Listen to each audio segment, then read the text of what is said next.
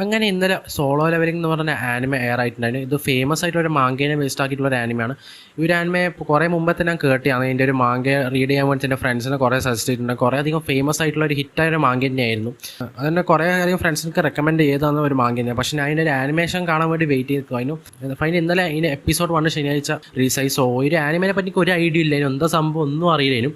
അങ്ങനെ കാണാൻ തുടങ്ങിയാണ്. സോ കാണാൻ തുടങ്ങിയപ്പം തന്നെ ഏകദേശം ഒരു ഐഡിയ കിട്ടി. ആ ഒരു ആനിമയിലെ ഒരു പ്ലോട്ടും കാര്യങ്ങളും ഏകദേശം എങ്ങനെയാണെന്നുള്ള കാണിച്ചിട്ട് തന്നെയാണ് ഒരു ഇൻട്രൊഡക്ഷൻ പോലെ തന്നെയാണ് എപ്പിസോഡ് 1 ഉള്ളത്.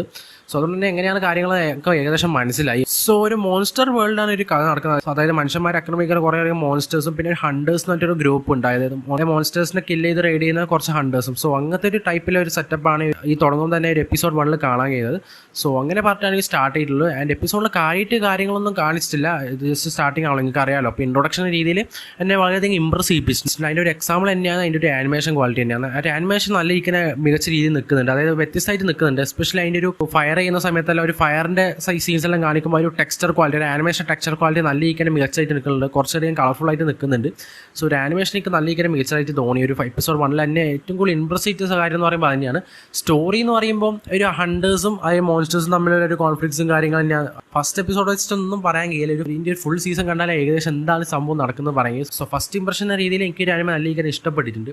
സോ ഒരു മെയിൻ ക്യാരക്ടറിൻ്റെ ഒരു ബേസിലാണ് ഈ കഥ നീങ്ങുന്നതെന്ന് തോന്നുന്നു. ഒരു ക്യാരക്ടറിനെ ഇതിനകത്ത് ഇൻട്രൊഡ്യൂസ് ചെയ്തിട്ട് അതിൻ്റെ ഒരു ബേസിലാണ് നീങ്ങുന്നത്.